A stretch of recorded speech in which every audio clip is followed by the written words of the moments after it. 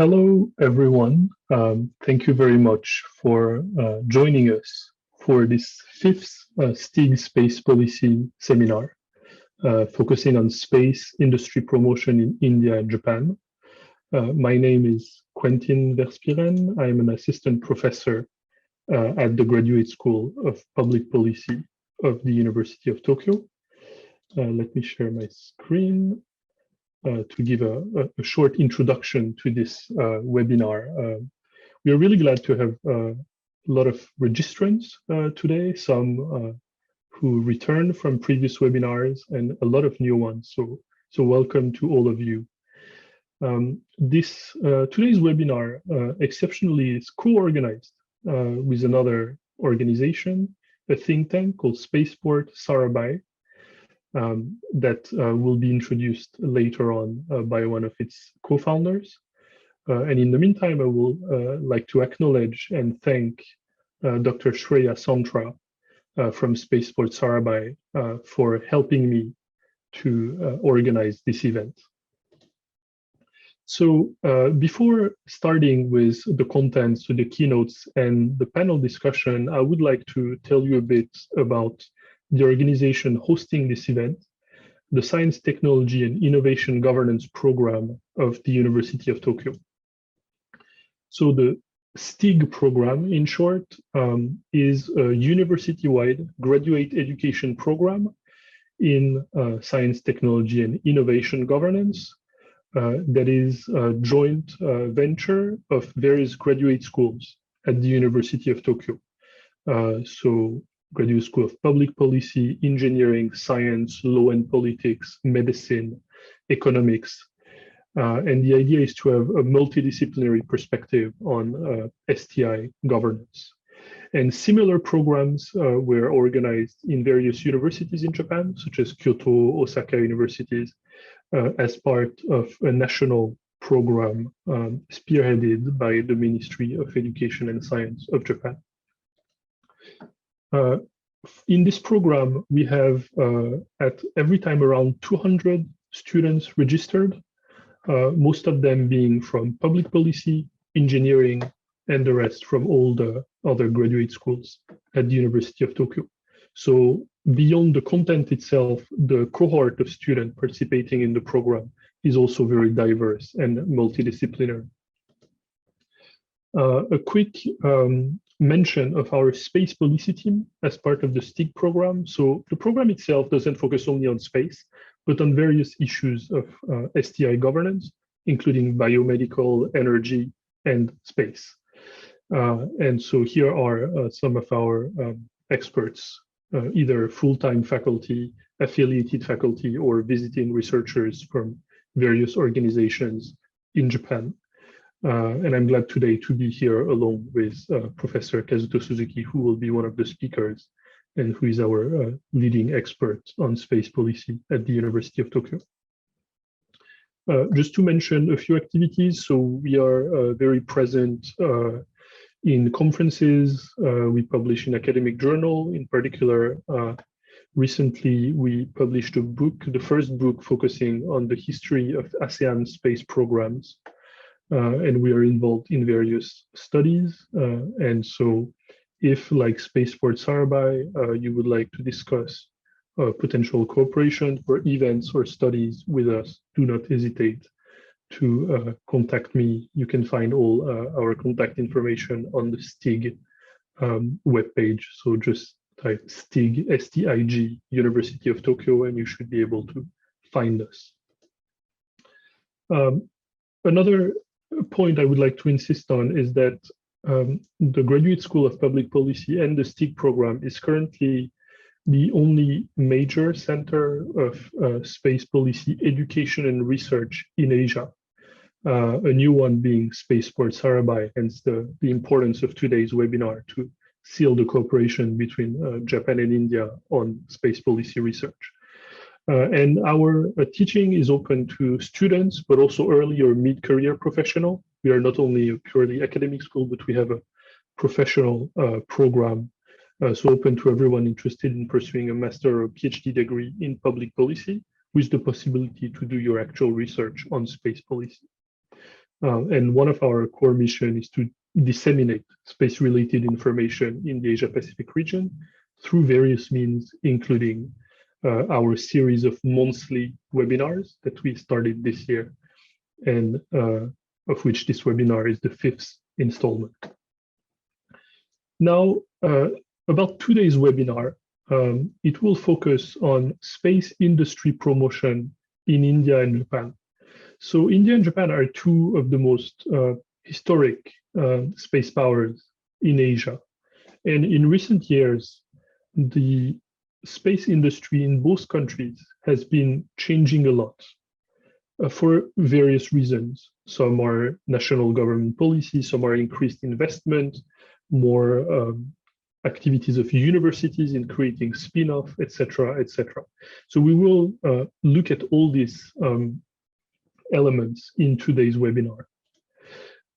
It will be organized as follows. We will have two short keynotes, one on space industry promotion in India, focusing on the role of InSpace, a new agency of the Department of Space, with Dr. Vinod Kumar, the director of the Promotion Directorate at InSpace, followed by a keynote focusing on Japan, and in particular the role of the space agency JAXA in promoting national space industry.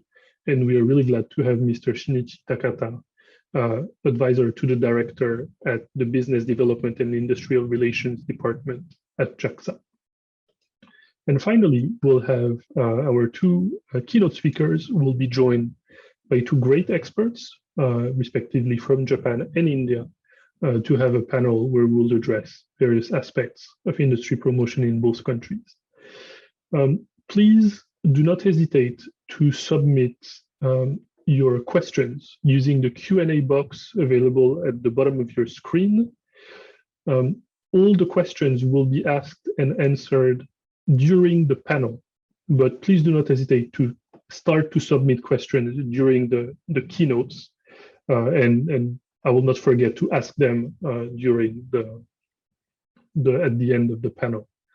And your questions can, of course, be addressed to any of our speakers. So without further ado, I would like to move to the first keynote of today. And our first keynote speaker, we are extremely glad to have him join us today. Dr. Vinod Kumar is the director of the Promotion Directorate at InSpace in the Department of Space. Before joining InSpace, he was working for ISRO, the Indian Space Agency, as the head of Geocontrol Dynamics Design Division. He also worked as the Deputy Project Director for Attitude and Orbit Control Systems at the U.R. Rao Satellite Center, URSC, in Bengaluru. He's a fellow of the Institution of Engineers, India, and the Institution of Electronics and Telecommunication Engineers. Before joining the U.R. Rao Satellite Center, he worked with the Indian Air Force on fighter aircraft control systems and also held faculty positions at the Regional Engineering College, Haryana, India, and at the SGA PML Institute of Technology, Rador, Haryana. Dr. Kumar, thank you very much for being with us today. It's truly a pleasure to invite you for our webinar. So you have the floor for the next 15 minutes for your keynote on the role of InSpace. And if you would like to share your screen, if you have slides, please do it. No, you have the floor. Thank you. Yeah. Thank you, Professor, for a nice introduction. And I really thanks my Sport Sarawai friends to give me this opportunity to share my views with all of you. Very good afternoon to all. I will be sharing my screen now. Whether my screen is visible to all, please. Yes, I can see it. If you can put it in full screen. Full screen, yeah.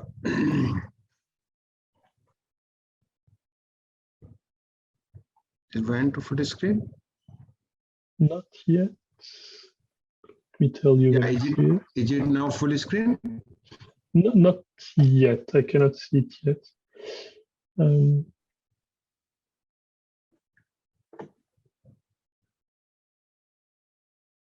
does it reach there? No, we are still on the application view on slide number 1. Slide number 1, full screen is not coming. No. Right. So I think there may be some issue. What I will do, I will try to share it again. Yes, please. As to wait, some two. Why it does 3 slides? But why it's so 3 slides?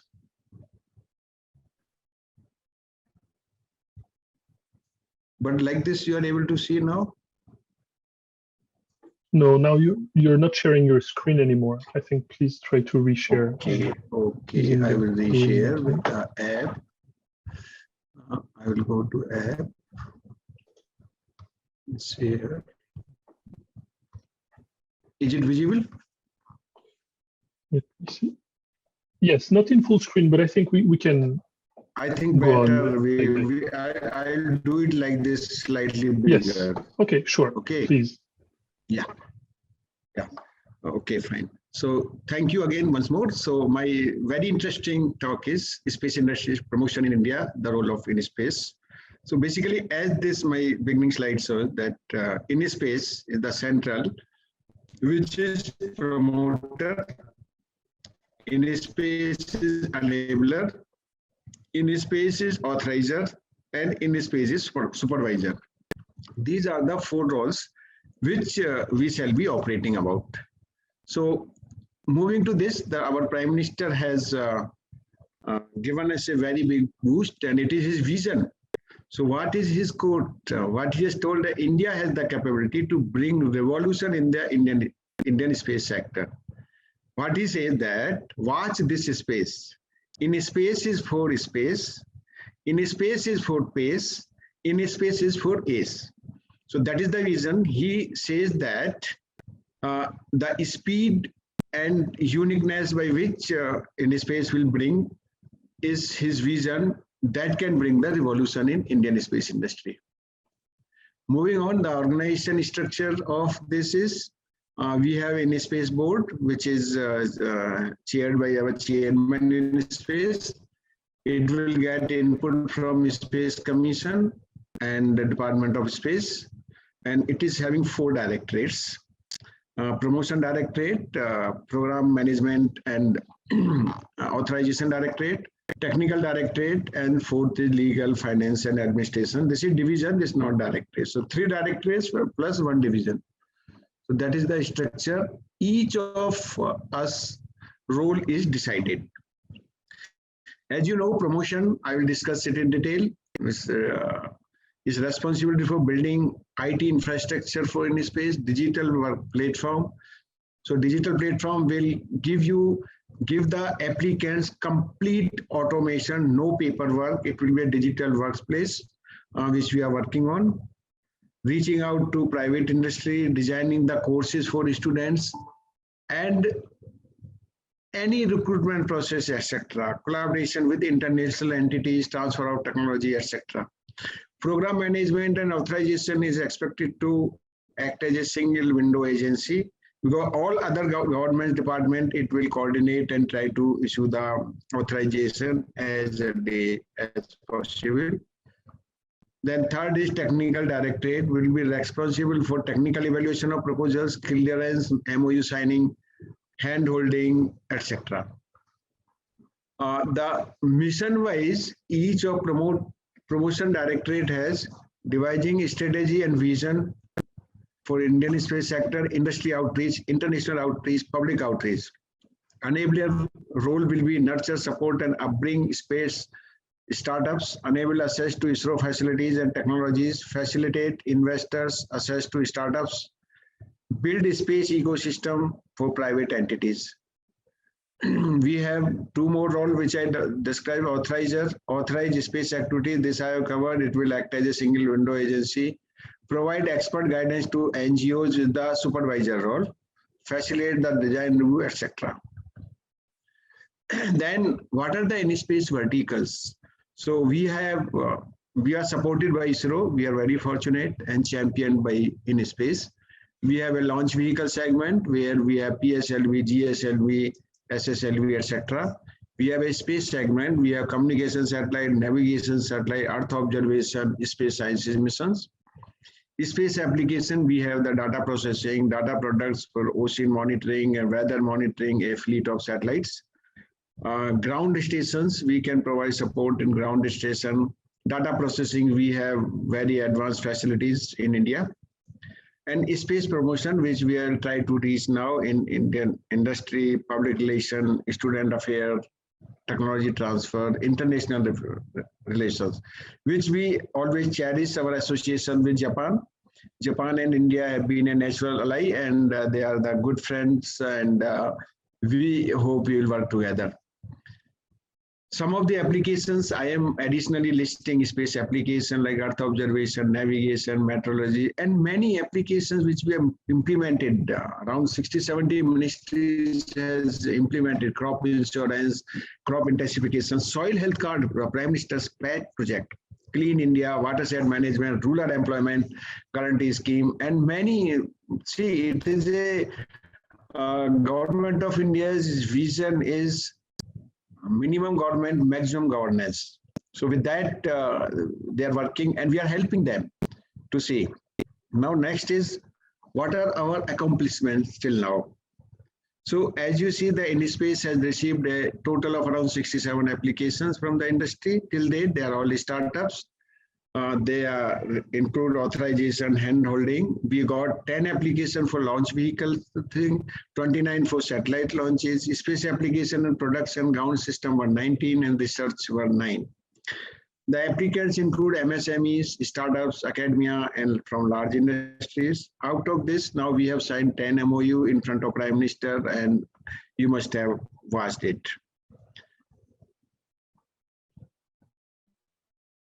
Now, continuing this, this is just beginning, so our journey commences now. So we are very happy with the kind of support Government of India has given for the investment in Indian space sector, and we are coming out shortly with the policy, Indian Space Bill, and additionally FDI policy is also coming with the opportunities to invest in Indian space sector. You will see shortly many things. One of the promotional activity which we have done is a very innovative idea of development of space startup ecosystem in India. We are planning it on 24 June. I think our Japanese friends are well aware of it. The very interesting area which we'll cover in this, we will discuss the space policy, Space Act from the experts who are the originator of policy. Then we'll discuss space economy aspects with the experts, those who are working in this. Keynote on strategy for growth of Indian space sector is there.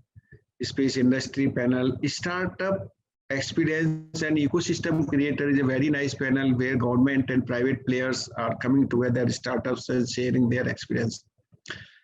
Investor panel, I should thank Mr. Narayan and Ms. Susmita Mohanty for helping me to draw up this very interesting panel, and I am very happy that they all are coming and sharing our thoughts.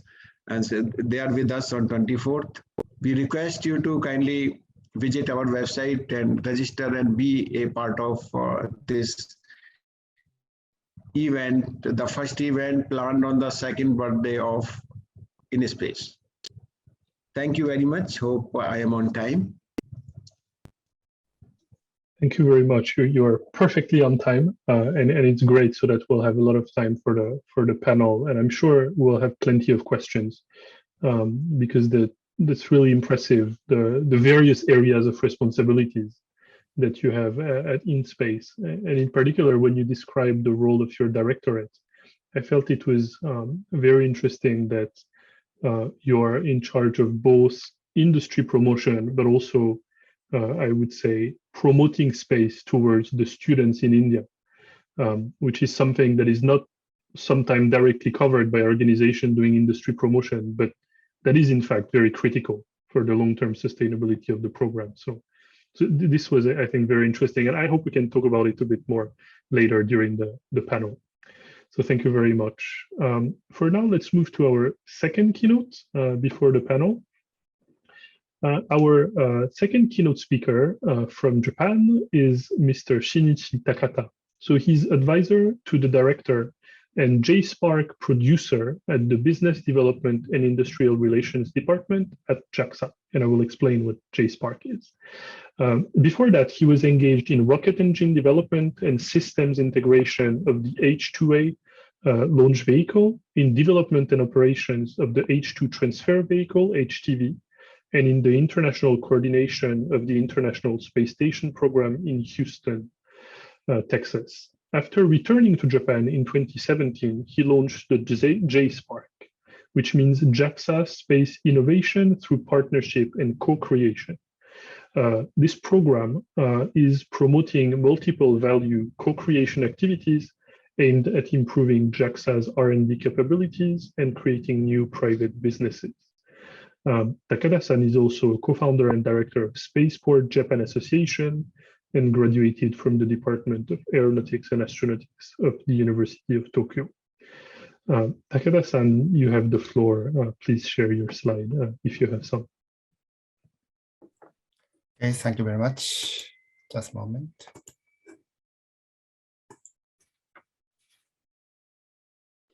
Yes, thank you. We can see them well. Okay. Okay.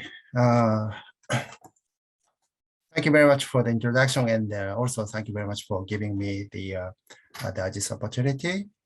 So my name is Shin Takata from JAXA Business Development and Industrial Relations Department. So today I want to explain about the space industry promotion in Japan and also the role of JAXA. So this is today's contents. Then first, let me briefly explain about JAXA.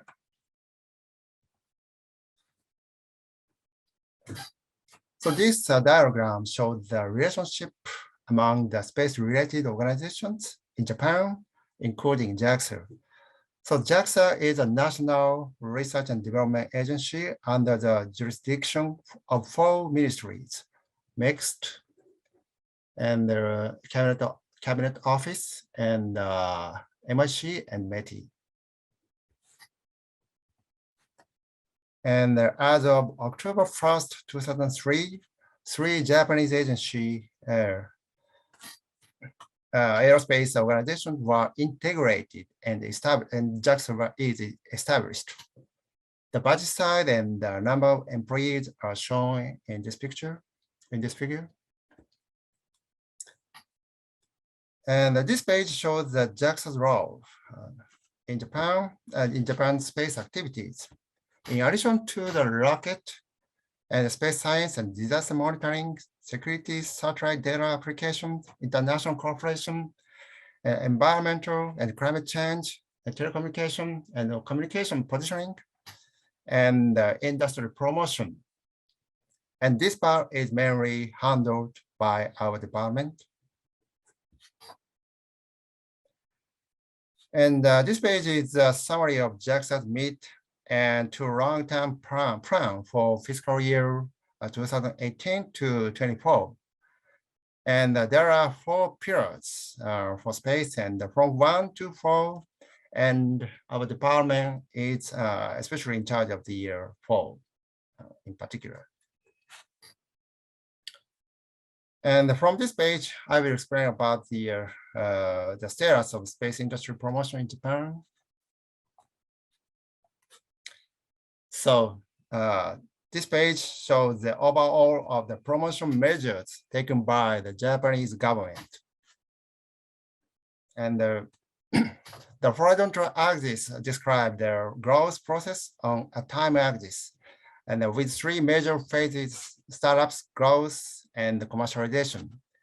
And the vertical axis represents the value, and the left hand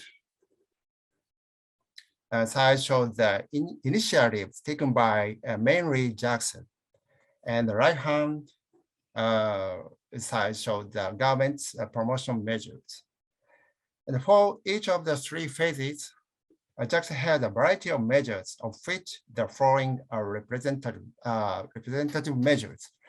So the indication of potential entrants and the consultation services, and the Space Exploration Innovation Hub to promote research for dual utilization in future exploration activities and ground-handed based business.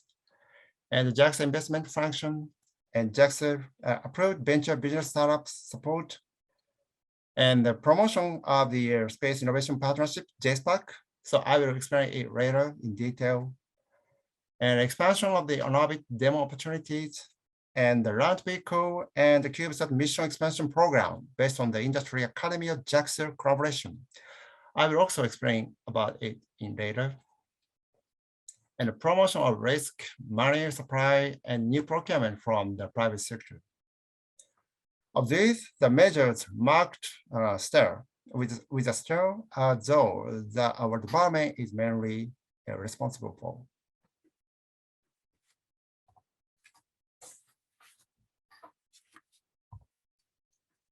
And other initiatives by JAXA are related to the new business promotion are as follows: co-sponsor of the S-Booster program, which promotes the discovery and the development of the space business ideas. And the JAXA label, so a certification of system.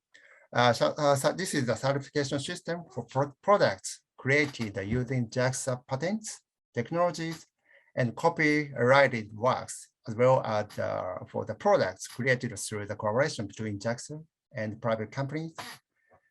And facilitation, then facilities and equipment sharing and the promotion of the private company's entry into overseas market, and the cooperation with the local government, and the development of specialized human resources.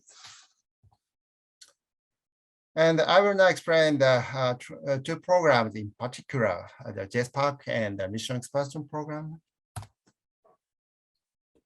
So JSPAC, they're officially named JAXA Space Innovation through Partnership and Co-Creation, is the JAXA Research and Development Program that aims to create the space industry and enhance JAXA research and development simultaneously. And the private companies and JAXA aim to create the new space-related business and technological innovations through concept study, co-creation, and activities and joint business demonstrations. The conventional space development is conducted in a country step-by-step approach with JAXA obtaining budgets and while obtaining information from the private sector through RFIs and RFPs, and JAXA conducting development and demonstrations, and the programs that can be commercialized being transferred to the private sector in the final phase. And this approach is still used and very useful for more challenging missions, such as exploration. And JSPAC, on the other hand, is a co-creation process, in which the private companies and JAXA will co-create the concepts based on the business ideas from the private sector in an early cycle, first cycle, and develop and demonstrate them together, and then aim to create the business in the private sector. So to date, we have developed the co-creation activities in a wide range of fields, from transportation to the satellites and the orbit service and the robotics, and have already succeeded in commercializing 4 of them. Okay, and lastly, I'd like to introduce you to the transportation and the CubeSat mission expansion program, a collaboration between the industry and academia and JAXA, and which have just started in May 2022, so last month. So this is also a R&D program and realize CubeSat satellite missions and through collaboration among universities and companies and JAXA, and utilizing the small private sector run services. So it also aims to encourage the diversification of the transportation service in Japan. And it also contributes to the creation of opportunities for the startup companies to take on the challenge of the technological development and to strengthening the cube satellite technology and the utilization community. So JAXA will participate as a core researcher, and the mission will be implemented by integrating the JAXA research results. We expect that, and we will promote numerous missions, technologies, and human resources to emerge from this program. So please check the following website for the latest information on the activities of JAXA Business Development and Industrial Relations Department. Thank you very much for your kind attention. Thank you very much, Takata-san. It's truly impressive how much JAXA has established in terms of the variety of programs, the variety of targets, and in particular, what you were mentioning at the end, the concrete cases of already 4 co-creation activities that were commercialized in such a short time, because as you explained, JSpark is very young in a way. So I feel that it's really promising for the future. And I'm sure we'll have a lot of questions about that. So yes, let's now move to the panel. Thank you again for your presentation. So for this panel, so that will focus on space industry promotion in Japan and India, we'll try to do various things, such as looking at each country. What are the reasons for the growth of the space industry and the commercial space sector? What role did the government play in it? And we'll also try, of course, not to just look at Japan, look at India, look at Japan, look at India, but try to find some links, some commonalities between cases and some lessons that both sides can use. So for this panel, our 2 keynote speakers will be joined by 2 great experts and friends from Japan and India, starting with Professor Kazuto Suzuki, my colleague from the University of Tokyo. Kazuto Suzuki is a professor of science and technology policy at the Graduate School of Public Policy of the University of Tokyo, and a senior fellow of the Asia Pacific Initiative, the independent policy think tank.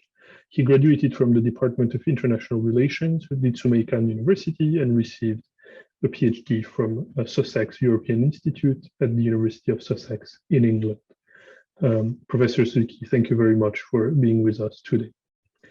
And our second additional keynote speaker, panelist is, Dr. Narayan Prasad, who is the co-founder and director for research and operations at Spaceport Sarabhai, and the co-founder of SatSearch, a global marketplace for space supported and incubated by the European Space Agency. He was also an associate research fellow at the European Space Policy Institute, where he was leading a study on Europe-India cooperation in space. An awardee of the Emerging Space Leaders by the International Astronautical Federation, he has been supported by the German Academic Exchange Service to pursue doctoral research at the intersection of space industry and supply chain management. Narayan is supporting the development of a new space industry ecosystem in India by working with startups such as Bellatrix Aerospace, Satshore, alongside the government of Kerala's initiative to create a home for the new space in India. And before we actually start with the questions, the guiding questions that we prepared for this panel, and then the questions from the audience, I would just like Narayan to say a few words about Spaceport Sarabhai, the organization that is co-hosting and co-organizing this event. So Narayan, would you like to explain to us what Spaceport Sarabhai is? Absolutely. So thank you very much, Quentin, and everybody who's helped create this event. It's a very timely event because we can learn from each other and see what we can do best, by cooperating further.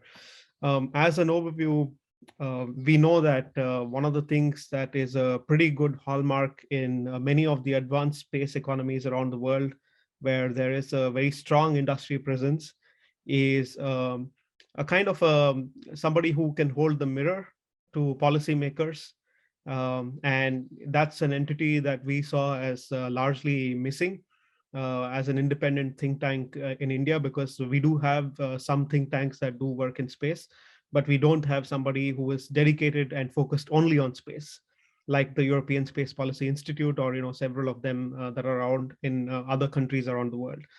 So the goal that we started this particular think tank now is to look at basically building primary evidence using scientific methods and evidence-based research to look at creating a foundation for policymakers to look at the data and then come to conclusions as to what they can be doing with respect to policy making. It's also to cherish the memories that ISRO has created over 50, 60 years by its missions and the people that have been behind those missions.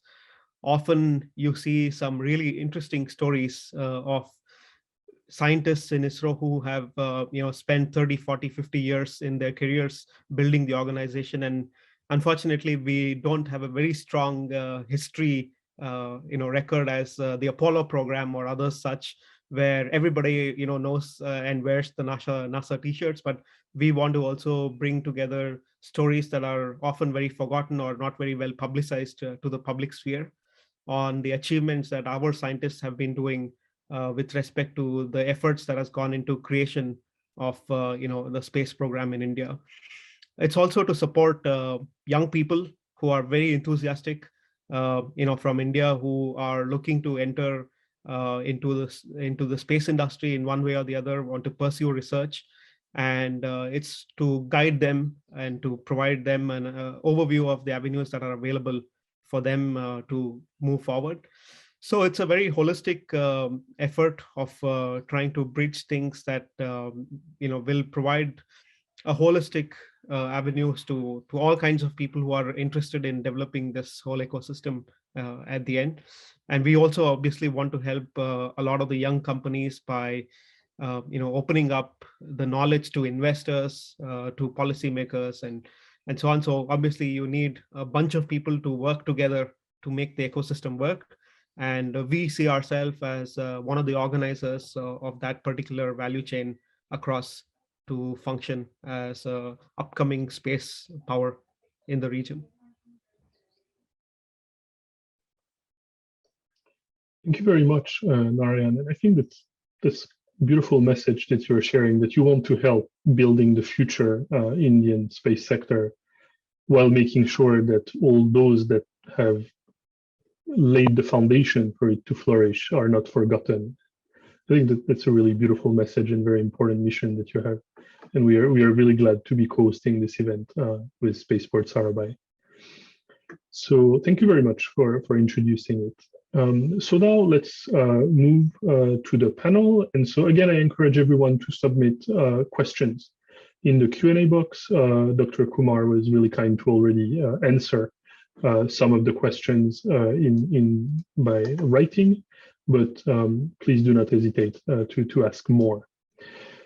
So now I would like to start with Professor Suzuki for, I would say, a general overview of the mutations that happen in the Japanese commercial space sector in recent years, in the last decade or a bit more, depending on your assessment.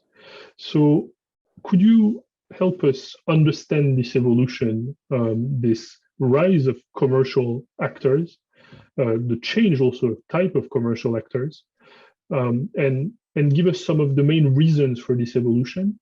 And as a subsidiary question, what role did governmental initiative play in this trend? And what do you think what role the government will play in the future? Right.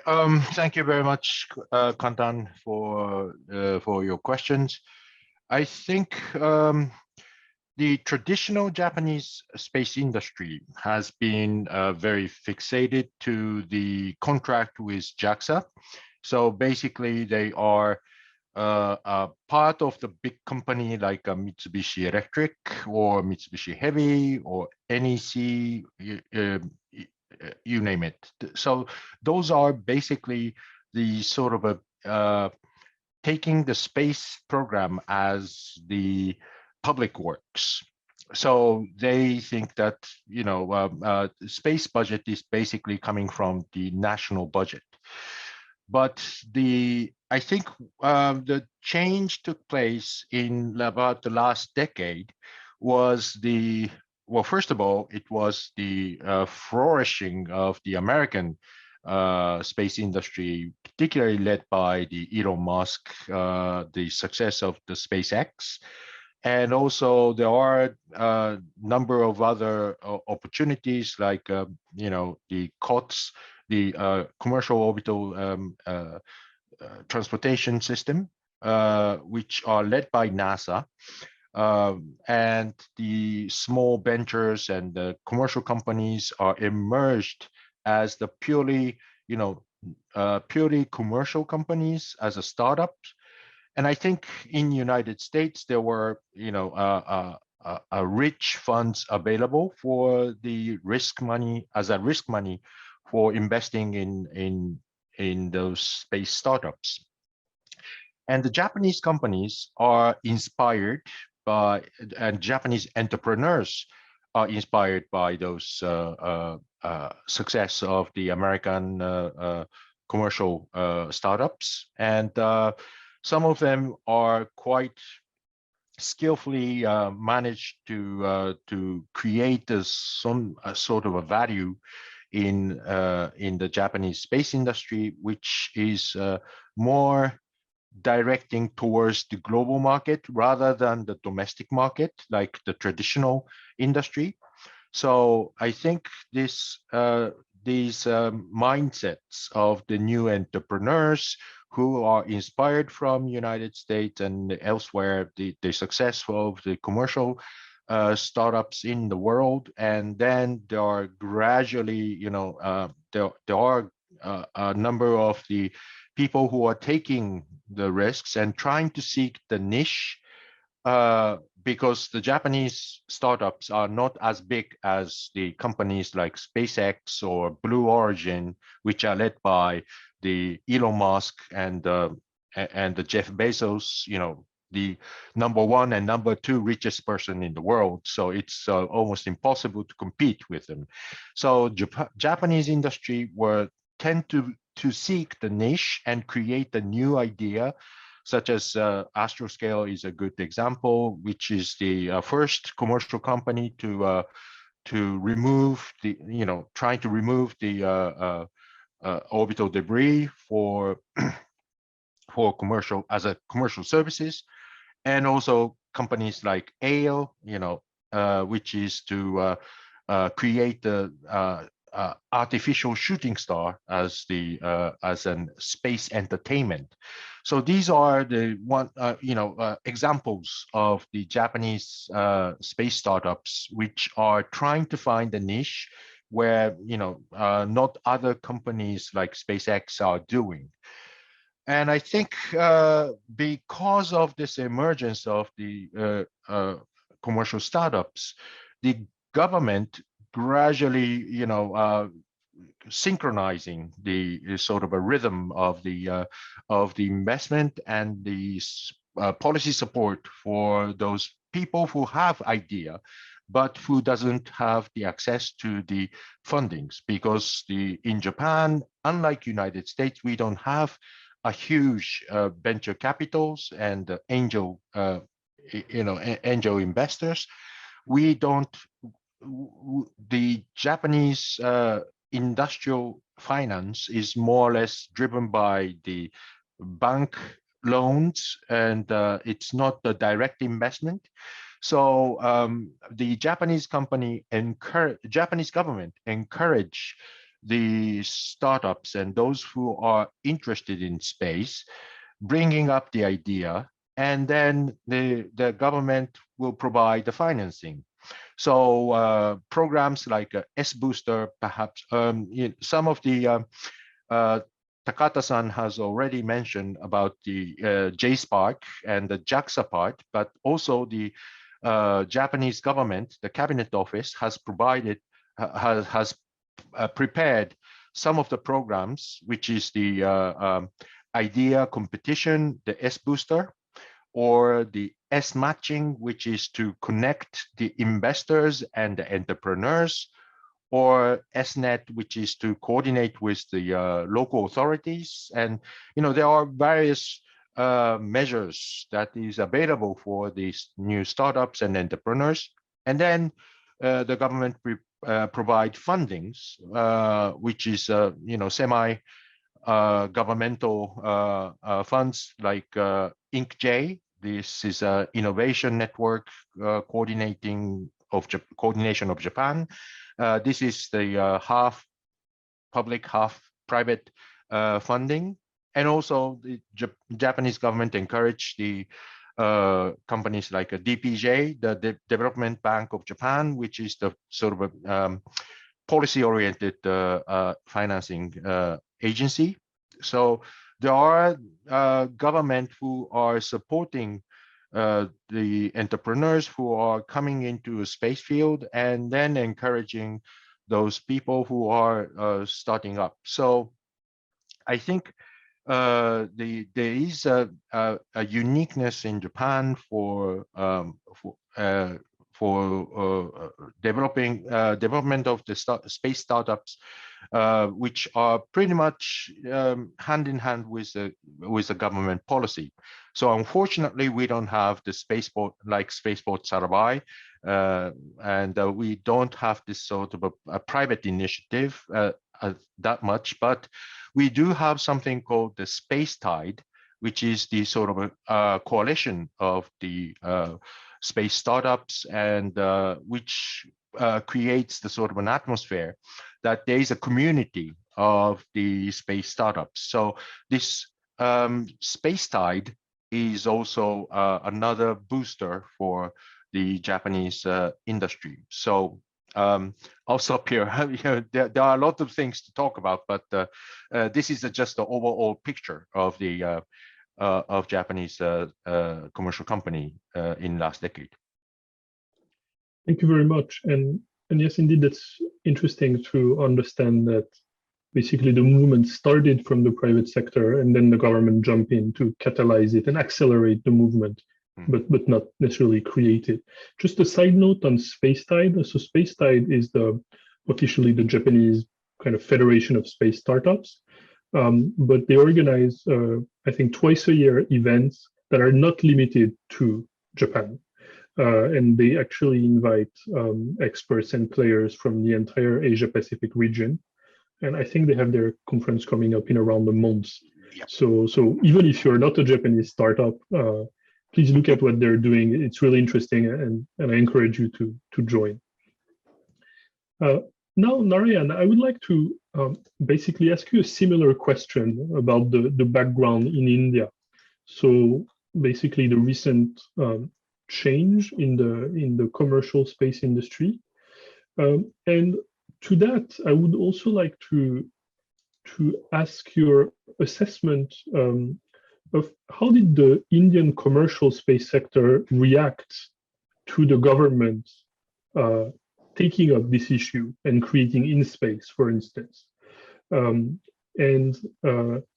So considering what the government is doing, and also the natural trend, I would say, of the commercial space sector, where do you see the impact of these measures and overall of the Indian commercial space industry in, let's say, 10 years? Right. Yeah. So I think what is interesting to look at is what has happened in the background over the last 50 years to look at what is coming next. So that, I think, gives a very good perspective. So when India started its space program, and like any other developing country, I think we started off from the scratch, ground up, doing everything through cooperation. But obviously, we don't have the legacy of aviation industry or the military industrial complex or stuff like that that allows companies to have grown and invest in areas like Boeing did or Lockheed Martin did or so on. So which meant that when the space program in India started, I think the industry was mostly not in a position of taking such high risk to create such space related equipment, which meant that all of the burden of that was left on ISRO to do it, because ISRO had to take all of that risk to create something that would work in space. And then only then there could be some kind of a de-risking environment for the industry to participate. And they did well, because in the 1970s is when ISRO opened up its industry policy to involve greater industry participation. And that happened through mostly involving a series of buyback arrangements, providing a surety to certain companies who are involved that the technology will be transferred, the know-how will be transferred, and they will be like their hand will be held, and then basically they will also be procured. And that's been a large case with a number of companies that have grown in India who have been supporting ISRO in various of its missions. But I think the big change that we see today is companies who are trying to take a risk by themselves and are trying to operate outside of this ISRO procurement realm. So the change there is, of course, that nobody thought, for the last 50 years that there will be 2 or 3 startups that want to create their own launch vehicles and launch out of India. Nobody really thought that we will have series manufacturing plants for satellites of 100 or 150 kilograms, where you could produce 200 of them, independently as a private company in India, right? So these are all thoughts and risks that people have started taking over the last 10 years. And it's also the atmosphere, because in the last 15 years, India has been a hub for several unicorns, technology unicorns that have emerged. And today you have several technology billionaires in India who are running very successful venture capital funds. And there is also several international venture capital funds like Sequoia or Antler or others who are operating out of India with their own independent funds. So which meant that only in the last, I would argue, 5 years or so, the venture capital community and the angel investment community has become very strong, and that is based off of the success of the larger technology industry that has made the capital available for a lot of these companies. So really, I think at this moment, from some of the latest figures that I've seen indicate that there are about 175 space startups in India that have been formed to the current day. And I would argue that unlike US or even Europe, for example, about 80% of them are in the downstream segment, which means that they are using some sort of an IT infrastructure and using satellite data position or other things, communication, to really solve problems immediately in the society, in agriculture or infrastructure or other industries as such. And I would argue only about 15 or 20, less than 15%, I would argue, is really in the upstream segment, which is high risk and high capital that is around. It also augurs very well with the problems that are in India, right? So there are several companies that are modernizing and digitizing and increasing productivity in value chains such as agriculture, giving access to farm credit using satellite data, or insurance, or basically market intelligence. It could be weather, it could be pollution, it could be aquaculture. So you see a lot of industries that are really embracing satellite-based information. And often they might not consider themselves as a space startup, but it's a real question of what do you classify as a space startup, because they really could be a agri-tech company that is using satellite data. And if you will take the larger definition of space, they're using space as a means of a sensor, and they're doing this, right? So I think from that perspective, you have a lot of things that are aligned pretty well. But the real question now is, obviously, this is a great moment that we have with the formation of InSpace.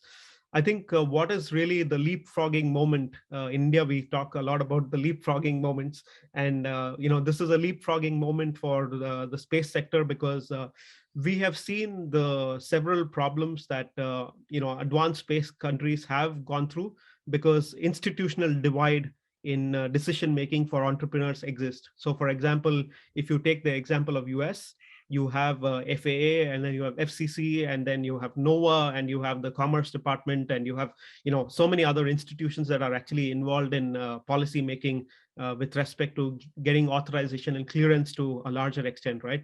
And I think we in India are learning from those experiences. Basically, I think the creation of InSpace as an institution is a leapfrogging moment, because it is bringing together all the relevant agencies in the government to give an entrepreneur a single window to be able to go to that one agency and get everything that they want.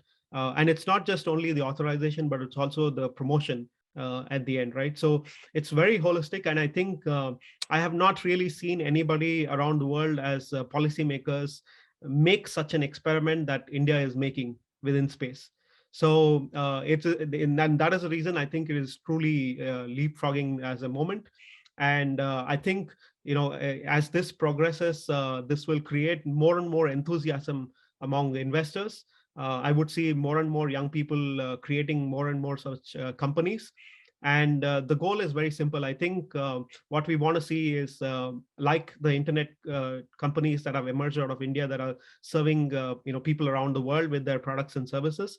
We want to see our own companies come up and grow, and not just serve problems that are in India, but also create products and services that will reach out to the global world, and integrate India as a space economy that is not just serving locally, but also is taking a fair share of the pie when it comes to the international market, and start competing in other markets. And also, given the culture and the price point at which Indians can solve certain problems, it could be one of the ways in which several problems in places like Africa and South America and Asia, Southeast Asia, which are very close to cultural closeness to India, and the price point at which that they can solve these problems, those are really critical areas. I think I see growth coming up in the next 10 years or so.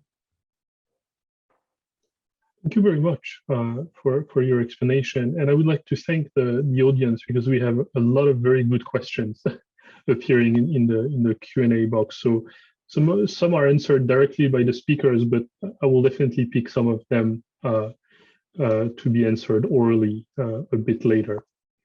And so based on what Dr. Prasad has said, so this very positive aspect of InSpace being the kind of one-stop place where to discuss with the Indian government on various space-related aspects. I think that is particularly interesting also as a comparison to Japan, with Professor Suzuki explaining that various ministries, various agencies have their own programs, and there is not this like one-stop place where you can get everything. So I think that's a very interesting case study for Japan to look at how InSpace operates.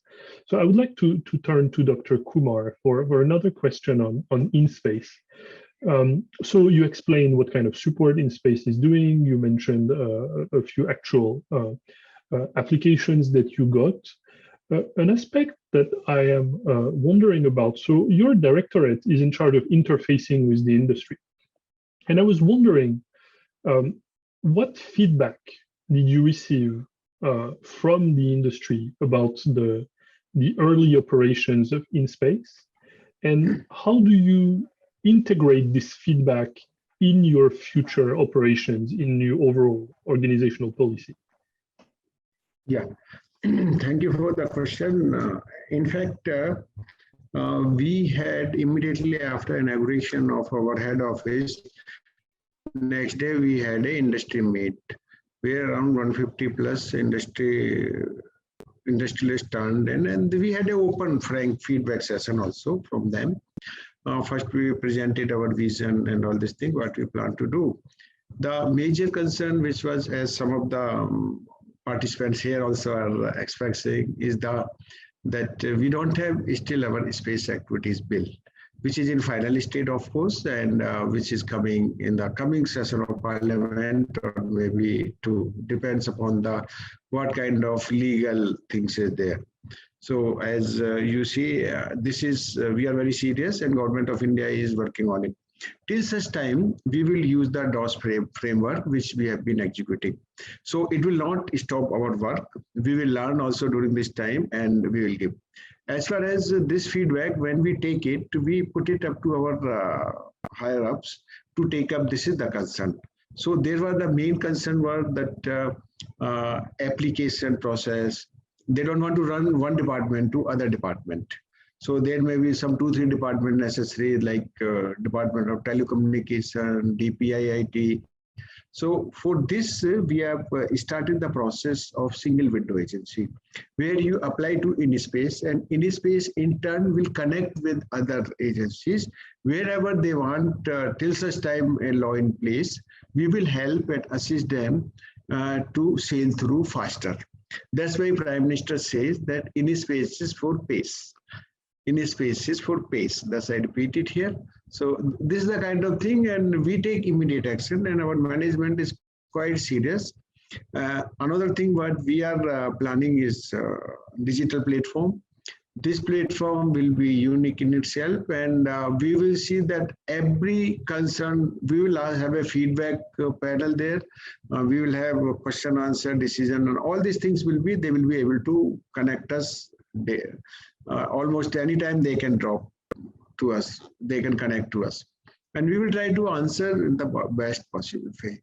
So these are the things we are starting in a humble note, but yeah, it's a good start. That's what I'd say.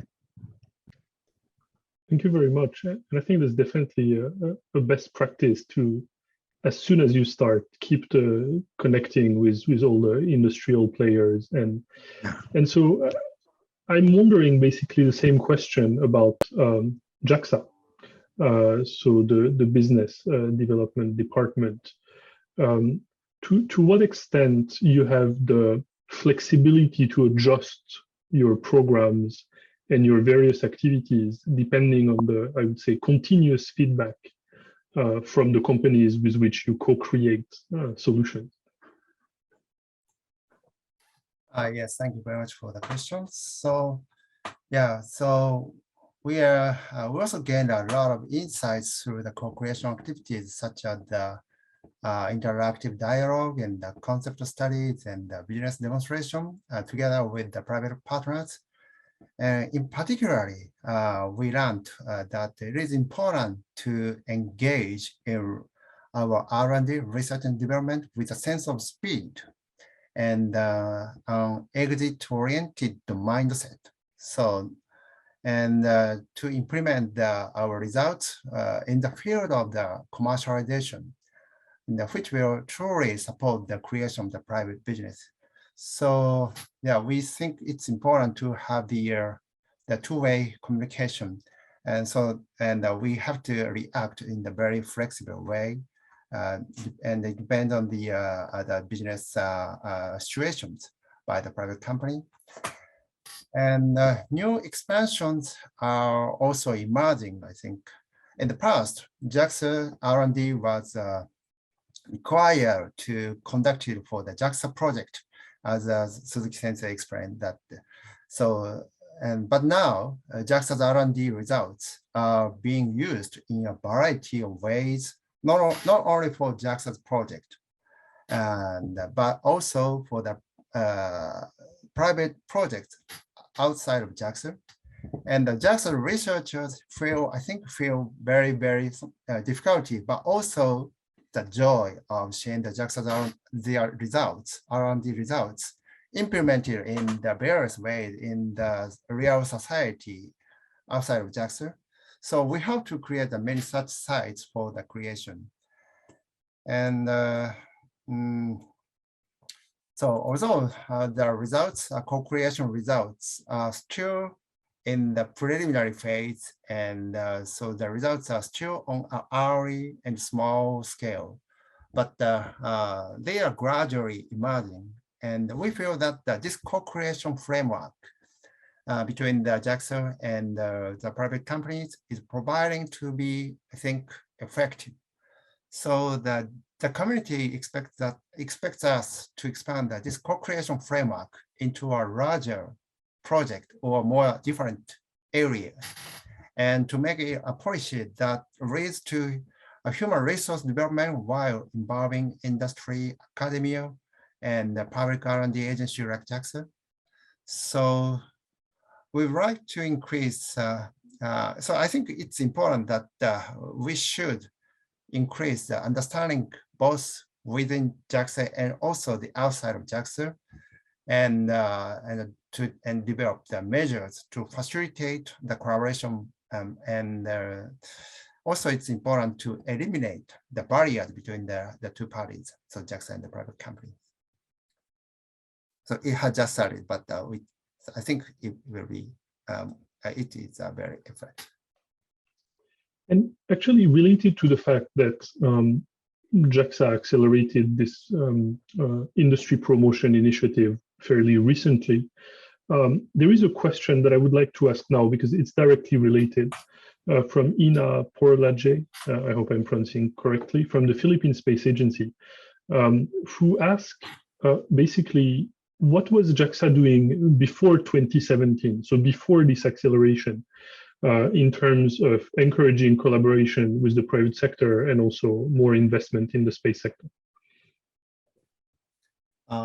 Yes, it's a good question and a difficult question. So, so when starting in 2003, so I think we thought it is important to lower the threshold to the space. So I think in this in the beginning of the 2000, so we tried to gather a lot of business idea or information from the lot of private company, but but this is I think business ideas are kind of driven by the technical sheet or something, and sometimes it may be it might be a business, but it was not a big business. But currently, especially in the JSPAC program, so this we think that it is important that business idea itself is very important, not the technical sheet or something. So also we think it's important that how big the market will be, or how sustainable this and how global the business will be. So we think it's more important as of now. And so the JAXA's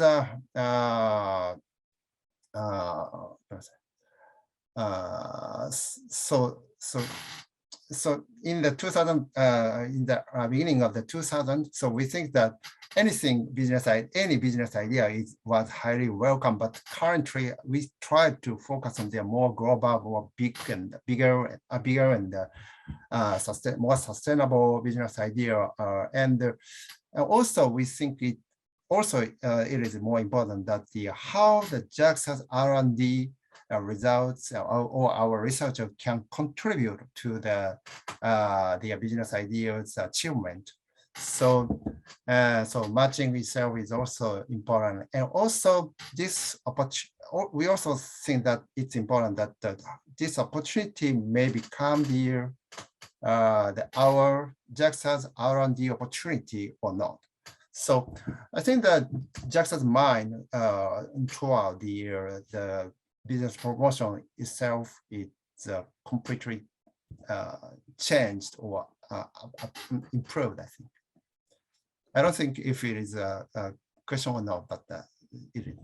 No, I think you perfectly answered the question, and it's directly related with what Professor Suzuki was explaining, the fact that this new type of space industry, commercial ventures in Japan, are having a totally different perspective on who is the customer and targeting really global markets, highly competitive markets, rather than just relying on government demand. So thank you very much. So now I would like to turn again to Professor Suzuki and Dr. Prasad I will ask you basically the same question. So we talked a lot about what the government is doing, but could you think about a few noteworthy non-governmental initiatives that have had a great impact on the development of the commercial space sector, respectively, in Japan and India? So Professor Suzuki already mentioned SpaceTide, but what can you think as a really non-governmental programs that gave a big push to the Japanese commercial space sector? Well, it's there's no clear-cut answer to that question. SpaceTide was obviously one, but there are a number of cases where there are some TV programs which are explaining that the space is changing, and there are a number of the occasions that the entrepreneurs are appeared in the TV programs. And another thing is that the real estate agents are giving lending the offices in the area which is closer to Hitotsubashi. I think the J-Spark is also located there. And there is a sort of a concentration of the space startups in a sort of a very narrow district around the Hitotsubashi, the Nipponbashi, and the Ginza area. So this is another visibility to bring up the presence of the Japanese space industry, and that creates the atmosphere that there is something going on. And there are a number of the occasions to meet with the entrepreneurs and discuss with them. There are, for the students, there are lots of opportunities to do the internship. Those are the kind of things that is creating. It's not exactly an initiative, but I think it has the certain value in it to encourage people to think that this is an opportunity. And while I'm speaking, I'll just I wanted to answer is the to answer one of the questions which are addressed to me about the government policy towards the global customers. I don't think the Japanese government has any program to address or to match the global customer and the Japanese startups. So what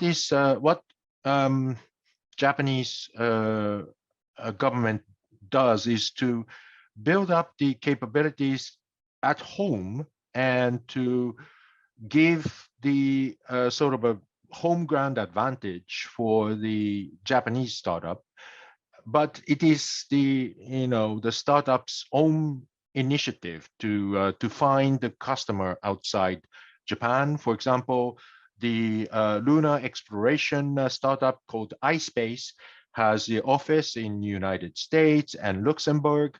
The Astroscale has the office in United States, UK, and Israel. So these are the company's business. So not everything is done by the government. The industry, the startups have to take their own risks, and that's so I think that's not what the Japanese government do. But instead, the Japanese government is now exploring the possibility for let's say, the government use of the foreign countries like Egypt or UAE. There are, government-to-government contacts, and explore the possibility that there will be a demand for the space demand or satellite demand, and then the Japanese government bring back those a possibility or the government-oriented market, the public market, and to encourage the Japanese businesses to enter into those market. And in fact, there are some of the cases. One of the successful case is to launching the UAE satellite or probe to Mars was launched by the H2A, the Japanese launcher. And another one is that the Japanese university have linked with the Egyptian government to provide the small sat program. So these are some of the case that that can be considered to be it's not exactly a matching, but it is providing an opportunity for the Japanese companies and universities. Thank you very much for your answer. And indeed, the Nihonbashi kind of cluster of space startup is a very vibrant ecosystem. And JAXA has, we have to put that to the credit of JAXA also for having created the so-called, I think it's pronounced cross Nihonbashi, right? Written X Nihonbashi, but pronounced cross Nihonbashi. That is also a place where startup can work together, meet, and have kind of co-working space. That's really a nice place to go, I say, for those of you who are in Japan. And so Narayan, basically same question, a short answer on non-governmental initiative, and then I think we'll take a couple of questions from the audience because there are too many, I think, that are popping in the Q&A box. So we'll have to choose maybe 2 or 3 before ending. Sure. So I think for India, I would put 3 things into perspective as a non-governmental effort that is of significance. One is recently we have a very large business house called the Tata Group. Many people might know them around the world. So Tata Group has recently started an initiative where it's called Mark 33 Aero. It is based in Bangalore. And they are basically encouraging companies to build companies in defense, aerospace, and space related sectors. So this is a specialized initiative that is looking at high technology companies, supporting high technology companies in defense, aerospace, and space. And they've already supported one space company through that initiative. And this is a very interesting initiative because they are a non-profit, but as a business house, and that's been around for more than 100 years, they come with a lot of credibility and so on. So they've done 2 very interesting things. One is they have tied up with national laboratories that we have, CSIR and NAL. In India, and basically they are opening up the facilities that these laboratories have been having for the last 50 years that have been developed. There are 30 or 40 labs, I think, or even more of them, and they have tremendous amount of facilities that are available in them. And so now they have worked with them to create a partnership program where some of the companies who want to access those facilities and want to utilize the consulting from those experts in those laboratories and so on, are able to use that platform to get access. Obviously, this reduces the burden of cost as well as access to such facilities for young companies to use these facilities. The second is really an investor network that they have created for such companies, or they are creating in the process. So they also, are seed investors in several of these companies by themselves, which means that they're really putting money is where their mouth is to then have other investors to come in at the same time as well. So I think this is a very interesting initiative because they have a support group of companies or people who are experienced entrepreneurs, and they also have mentor network. They're matching it with the facilities that are available. They're also matching it with the investors. So this allows new companies who have really good ideas to go to them and get some support to both technically as well as financially at the same time. The second is really emergence of 3 separate industry associations in India. One is called the Indian Space Association, which was inaugurated by our own Prime Minister. The second is called Satcom Industry Association in India. And the third is an association of young space companies called Space Federation of India. So these 3 industry associations have emerged to a large extent with a lot of membership from young and old companies at the same time, to really provide a representation of the overall industry. So like you have, I would say, space tide in India, we have, let's say, 3 different space tides in India, depending on these things. And they have, membership from different companies in these 3 different, associations at the end. And, Satcom Industry Association is will hold also an annual space conference. And the first edition of that will happen in 3rd week of October in Delhi, this year. So that is the second one. I would say, like, the third one is really our own initiative at Spaceport Sarabhai. One of the things that we've seen that is missing in many of the developing space economies is a group where people have management focused expertise, but also have technical expertise and legal expertise at the same time when it comes to space. So the problem is that there are not really so many space economists in the world who really have an understanding of what goes on in technology and policy at the same time, and can put that into perspective as to what you can do with respect to incentivizing industries to scale. So what we are doing really is trying to create such a research group that has people who come with domain expertise in technology, domain expertise in business, and domain expertise in policy and law, and have all of these 3 things work together in one group to really come up with ideas that are in coherence with all of these 3 different expertise, to then reflect on policymakers as to what they can do, taking into perspective all of these 3 things, and making sure that this gives a very strong foundation. So as an example, for this, we have done a couple of studies now, which we will soon be releasing. One is, for example, a study on procurement systems around the world.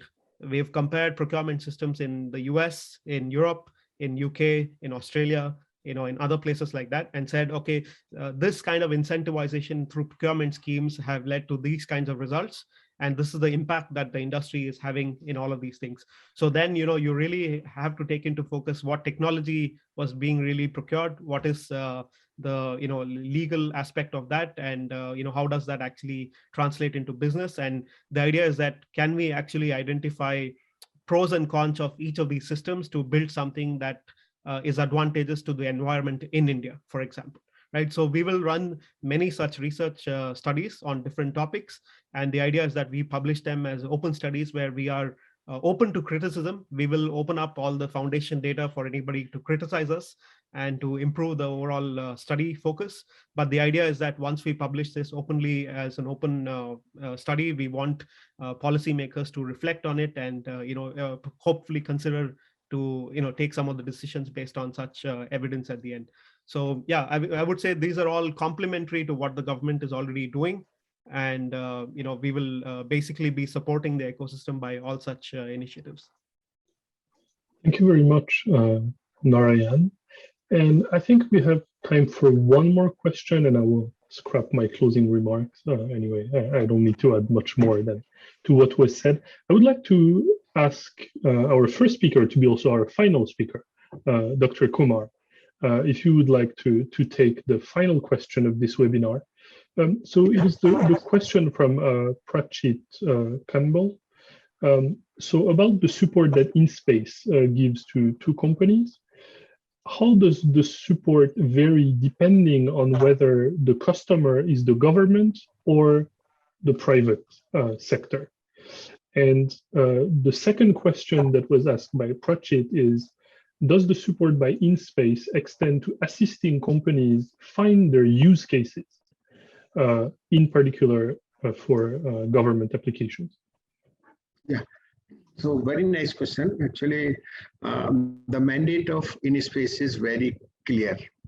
In one word, I will say any space activity by non-government private entities is within the ambit of InSpace.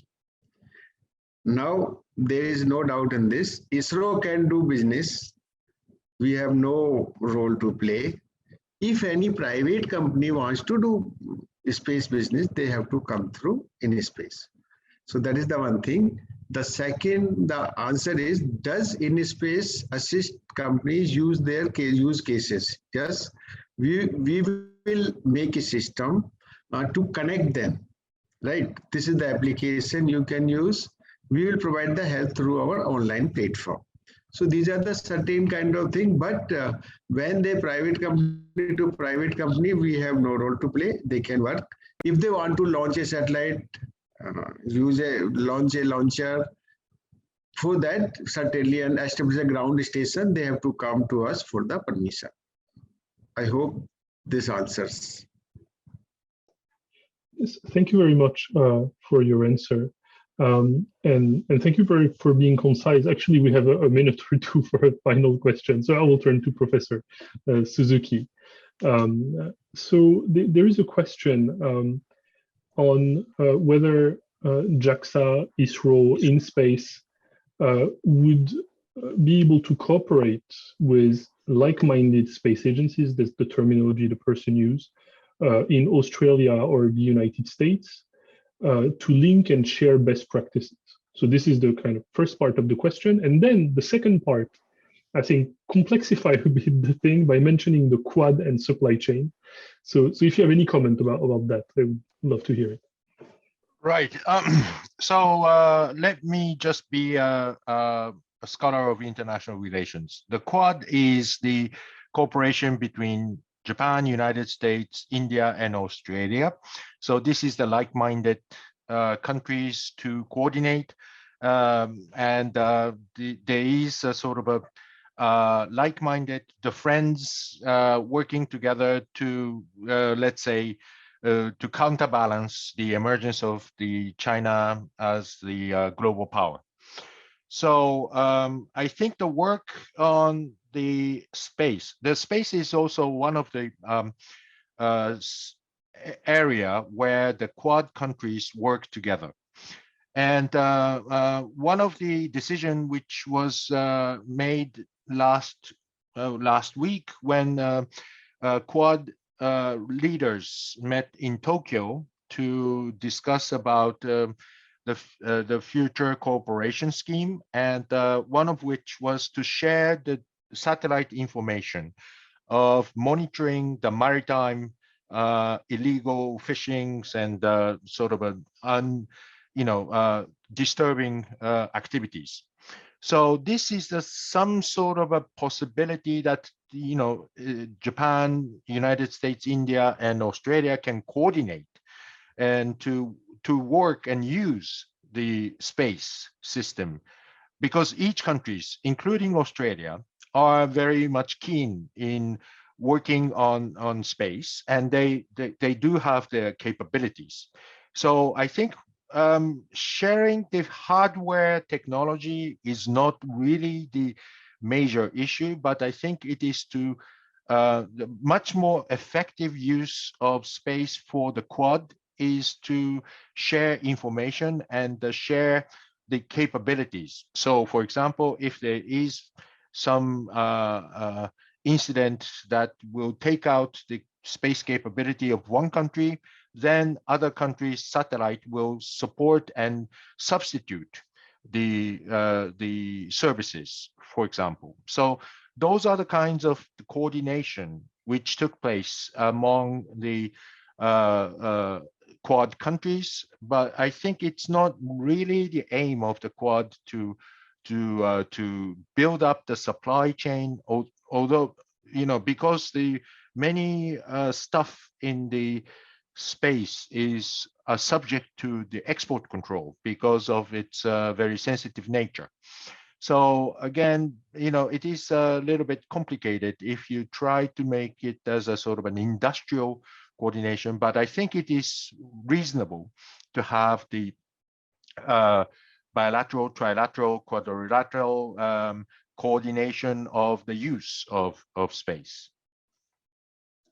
Thank you very much, Professor Suzuki, for this very important clarification on what the Quad does and what the Quad doesn't do, because sometimes indeed it could be confusing for people who are not following it closely. And so you had the final say in this webinar, because now we will be closing it. So first of all, I would like to thank warmly all our speakers today for the very lively session. I would like also to thank the attendees for all these very good questions. And I do apologize to those who submitted questions that we didn't have time to answer. So sorry about that. All the questions were really good, so it was tough to choose. I would just like to conclude by mentioning a bit what will happen in terms of STIG Space Policy webinar in the coming months. So we will have a break for the summer. So there will be no STIG Space Policy webinar in July and August, but we'll be coming back in September with our sixth STIG Space Policy webinar. So stay tuned for the information about this upcoming webinar. I hope most of you, when registering, accepted to be on our distribution list so that you will be warned of future events. Yes, I see. Dr. Kumar, would you like to conclude the session, the final word? No, no, thank you very much. I have to leave for another meeting. That's why I'm sorry. I will leave with your permission, Professor. Of course, and thank you very much for joining us. It was really nice to have you for this final webinar of the semester. So anyway, we'll close the session. Thank you to everyone for joining us, and let's stay in touch for future events. And do follow. Apart from the webinar, we have a lot of events we're organizing at the Graduate School of Public Policy and the STIG program. So check our website from time to time, and see you all very soon. Thank you again. Thank you. Thank you very much. Thank you very much.